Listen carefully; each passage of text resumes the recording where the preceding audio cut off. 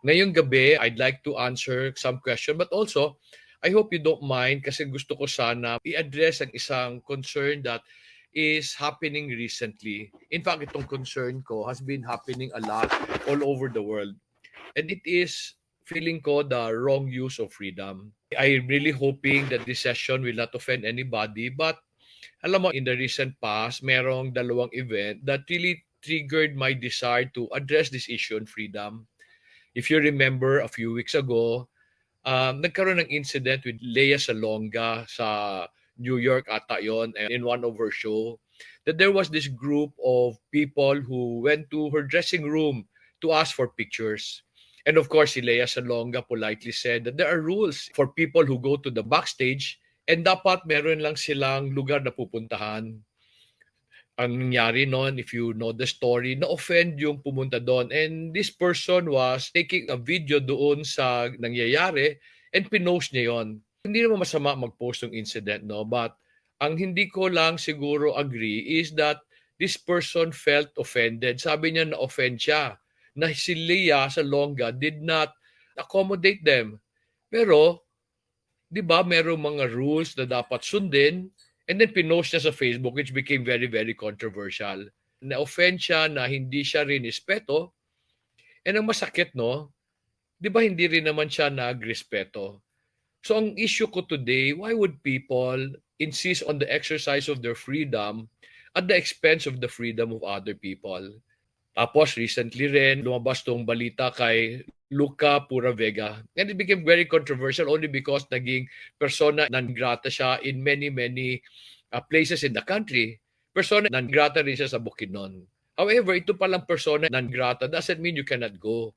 Hindi ka lang welcome. You're not welcome to the province or even to some cities. Kay Pura Luka Vega naman, he decided to do a drag show representing Jesus Christ. And I really did not agree with what he did.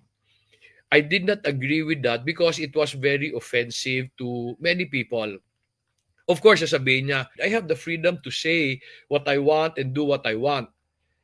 Alam mo, yung konsepto na I have the freedom to do what I want when I want to, it's an abuse of freedom. And I will show you mamaya. In fact, this will be one of the few kapitayo that I will be using slides because I'd like to show you ano sabi ng dictionary, ano sabi ng Bible, paano ba tong konsepto ng freedom. Kasi feeling ko today, it is really abuse. There was one time I was watching a parang Facebook reel of yung isang tao, they was interviewing a certain man, sabi niya, are you against the LGBT? Sabi niya, hindi. I am against them forcing other people to accept their ways maski offensive sa kanila. And he was talking to, sa US ata, if you want to marry in a church na who do not agree in gay marriage, dapat they will do that. So sabi nila, hindi na tamang use of freedom yan. Itong kay Pura Luka Vega, has really gotten out of hand. Kasi imbes na mag-apologize siya, sabi niya, meron pa rin siyang freedom to do what he wants to say, how he wants to say it. And in fact, nakita ko recently na meron siyang persona non grata tour. And he was using a music that said, look what you made me do. So di ba, ang excuse is, this is my freedom. So ngayong gabi sana, I'd really like to help my friends understand ano ba ang freedom and paano ba siya ginagamit. Kasi later, I'll show you something I realized na hindi na talaga maganda nangyayari today. So if you don't mind, I'd like to share with you some verses I prepared for this evening kasi gusto ko gamitin nyo yung freedom nyo properly. So what do I mean? When I was trying to understand this idea of freedom, ako by now, if you follow me, I'd like going back to the old definition. Kasi yung old definition really describe kung ano ang tama. Today lang, binabago-bago natin yan based on our convenience. The original word for freedom is an old English word, freedom. Sabi niya, it is the power of self-determination. It is a state of free will. It is emancipation from slavery. It is deliverance. Sabi niya, sabi nung dati, freedom is the ability to determine my future or to determine what I want to do. However, you have to understand, It is freedom to do whatever I want to do within a set of rules that the government will put, that the institution, parang kay Leah Salonga, di ba? The producers decided there are rules for the show, there are rules for the backstage, so you can do whatever you want. Pero you can determine what you want to do, but the original meaning did not say that pwede mong gawin maski ano. However, nagbago na ho yan. Nagbago sa bagong definition. What do I mean? Let me show you the definition of Oxford Dictionary about freedom today. Ito sabi niya, freedom is defined as the right to speak, to think, and act without hindrance. Kanina, it's self-determination. I decide what I want to do based on what is given. Okay? Now, ang bago is, I can say what I want, I can think what I want, I can act what I want without hindrance. What normally hinders us from exercising what we want to do? Normally, it's authority. So, the definition today of freedom is the ability to do without regard for authority. Now, when I say authority, hindi ko lang sinasabi government or your boss. Like for example, this one great debate sa internet, di ba? The question is, what is a woman? Imagine, pinag-uusapan natin kung ano ang babae kasi nagbago na eh. Di ba? The traditionalists will say, ang babae, yung pinanganak na babae with the female organ, ability to give birth. Ngayon naman, sasabihin nila, I am free to decide kung ano ang gender ko without regard to the authority of science. Parang sinasabi nila, hindi importante yung law ng science because we are still governed by the authority of science. Para bang, ngayon lang pinag-uusapan natin, what is a woman? Pwede mo bang sabihin, ayoko maniwala sa gravity. So tatalon ako sa 10-story building and tinan mo, walang mangyayari sa akin. Di ba? We're foolish when we go against authority, when we do what we want to do regardless of authority. And today, ang masakit sa akin, we impose our freedom without regard for the freedom of others. What do I mean? Let's take the line yung kay Leah Salonga. Leah Salonga wants to be free, to be able to do what she wants in her private room sa backstage. She wants to be relaxed. She wants to be able to act as normally. Pero when this group decided to go inside and violate her own freedom, di ba, of course, she reacted. But she reacted politely. Pero ngayon, they impose their freedom without regard to the freedom of Leah Salonga. Mali na yun na gamit ng freedom. It is not self-determination. It is violating the freedom of other people. Diba? You disregarded the authority of the institution na may dala nun. Si Pura Luka Vega naman decided to mock the God of Christians. That's also my God. Jesus Christ is my God. Minak niya. Sabi niya, I have the freedom to do what I want, to express my faith. And sabi niya, because in the rejection ng Catholic Church, he decided to show his faith on his own terms. Wala namang problema sa akin yun. Basta wag ka lang mang-insulto. And sabi niya na, pinakuha naman niya si Jesus Christ. Bakit naman kayo nasasaktan? Alam mo, Jesus Christ is somebody we worship. And so therefore, he is very, very important to us. We revere this person, we worship this person, we pray to this person, tapos ininsulto mo. And ngayon, hindi pwede mag-react yung na-insulto. Diba? Because you're violating their freedom. And then sabi pa niya, I think in one of his tweet or something, sabi niya, the golden rule, do to others what you want others to do to you. Gusto niya marespeto pero sinimulan niya hindi magrespeto ng tao. Para bang for example, nanay mo. Supposing nanay mo yung dinipresent na drug, tapos ininsulto yung nanay mo, di ba magagalit ka rin? Hindi ba? Because it's a violation of your freedom. Before I continue, let me just do a disclaimer. I don't know Pura Luka Vega. I really don't know. So I have nothing against the person. I don't know him, but I did not like what he did. I do not know the person who violated the rights of Leah Salonga. So hindi ko rin siya pwede i-judge, but I can only judge the actions. They use their freedom while violating other people's freedom. But of course, ating mga Kristiyano, di ba? Sabihin natin, di ba Jesus died for our freedom? Katulad na sabi ng Galatians chapter 5 verse 1, it was for freedom that Christ set us free. So therefore, keep standing firm and do not be subject again to a yoke of slavery. Sabi niya, He died so that you will not be slaves. So ito tanong ko, ang authority ba sa isang lugar automatically makes you slaves? Yung authority ba na nagro-rule ng production ni Leah Salonga, were they making you slaves? Di ba they were just setting rules? The laws of science, nung sabi niya ang babae should be able to reproduce, nagme-menstruate, ang babae have certain hormones, this is the law of science. Because ba may law of science, you are now a slave? Slavery is when someone controls you na wala kang choice. That is slavery. But authority are not people who slaves us. They're not. They just set boundaries like the government, di ba? Naalala ko, I was so impressed with Isko Moreno when he became mayor of Manila. Lininis siya lahat, pininturahan niya. May nag-vandal. Kasi right daw nila gawin yung gusto nila. Hindi The authority in Manila set rules. When you violate, that is not exercise of freedom. That is arrogance and pambabastos. I hope naintindihan niyo ako. Hindi ibig sabihin may freedom ka, you can do whatever you want. Because dito yung freedom in Galatians chapter 5 verse 1, when I check the Greek meaning, ang ibig niyang sabihin, liberty. Now, what is liberty? To be able to do what I want based on the certain boundaries that is given. Sabi diyan, it's eleuteria, liberty and freedom from the control of another, but not from authority. Because authorities do not slave you. Authorities take care of you and set certain guidelines. Okay? And then I checked the Hebrew meaning.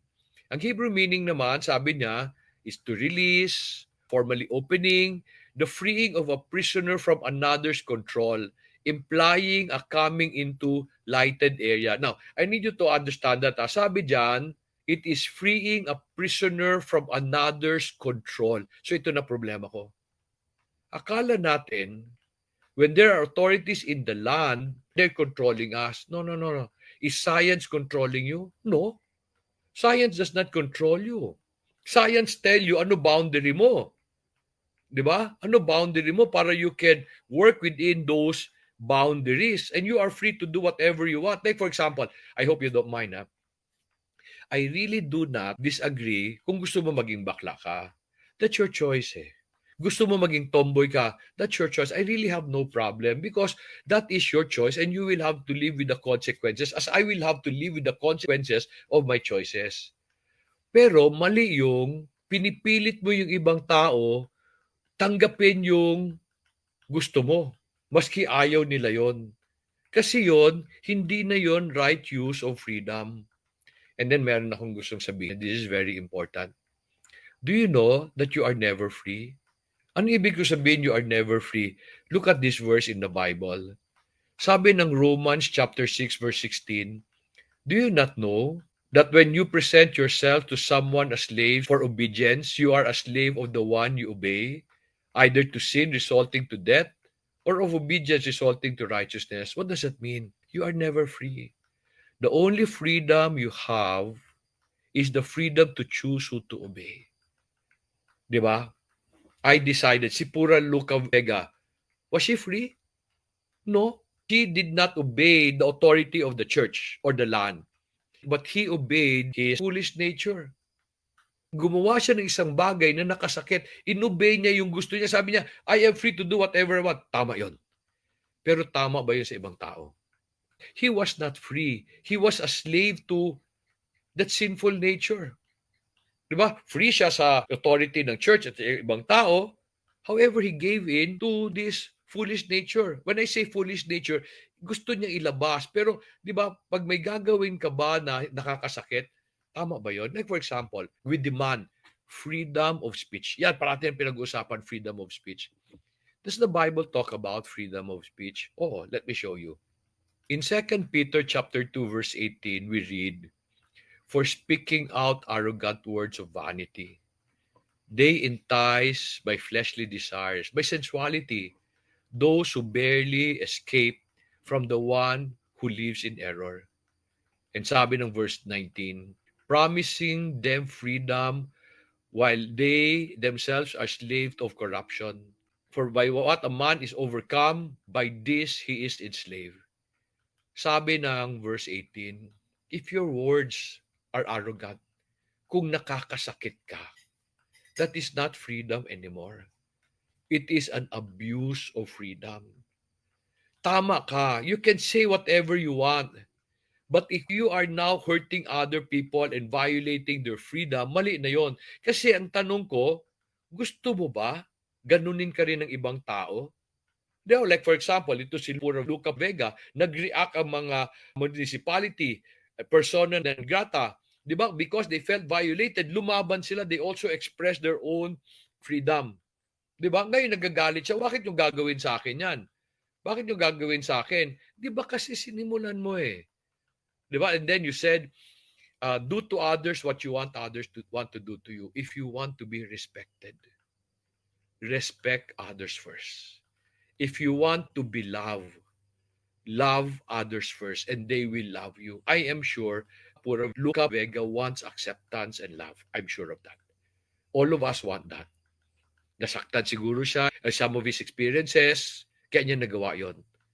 However, by insulting others, you will not invite love. You will also invite insult.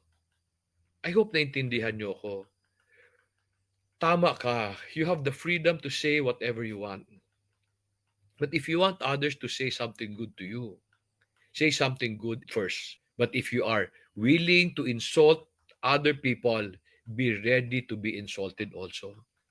And then finally, di ba, sabi dito, promising them freedom. Di ba, freedom, ay free. Pinakita nila, they themselves are slaves of corruption. I don't know what happened to the person who posted the video about Leah Salonga. Maybe some people agreed with him, but many people did not. Itong si Luka, Pura Vega, meron din nag-support. But more people did not. Why? Because they felt offended. He insulted or mocked their God. He also mocked my God. Di ba? I do not want to attack the person. Gusto ko lang malaman nyo na dapat pag ginawa mo yun, you should be ready to accept those things also. Unless, if you want to stop it, apologize, tapos na. Diba sabi niya in his tweet, in everything, therefore, treat people the same way you want them to treat you. For this is the law and the prophet. Ang sinasabi niyan, kung gusto mong mahalin kanila, mahalin mo muna sila. Kung gusto mong respetuhin kanila, respetuhin mo muna sila. Kung gusto mong pakinggan kanila, pakinggan mo muna sila because people will always reciprocate. Finally, let me just give you, my conclusion. The world has been abusing their use of freedom. Kasi they go against authority. They also violate the freedom of other people. So ito tanong ko. What happens when you abuse your freedom? What happens when you impose what you want on other people? What happens? Do you know that now you're the oppressor? Pinilit mo sila tanggapin yung gusto mo. Now you're the one making them slaves to your selfish desires. When people abuse their freedom, they become oppressors. So this world is not free. Ang daming oppressors. Daming taong pinipilit nila yung prinsipyo nila sa ibang tao. You may be saying, ikaw, bakit mo kami pinipilit? Hindi kita pinipilit. I'm just telling you, I never force people to agree with me. The reason I share, because I want to be able to give people maybe an option. Maybe a mindset that can help them. If you are free not to agree with me, I will not impose. But the LGBT community has been imposing their views on others, especially pag magpapakasal sila sa isang simbahan na does not agree. That is offensive.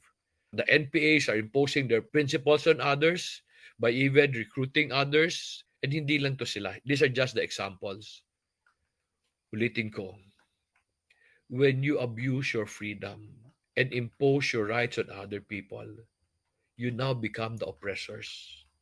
You now make other people a slave to your selfish nature. So I really want people to understand this. I don't want you to abuse your freedom. Use it properly so that people will respect you, people will love you, people will listen to you. Huwag mo silang pilitin, but allow them to be able to see the beauty of what you are teaching. And then you will have more freedom because more people will love you.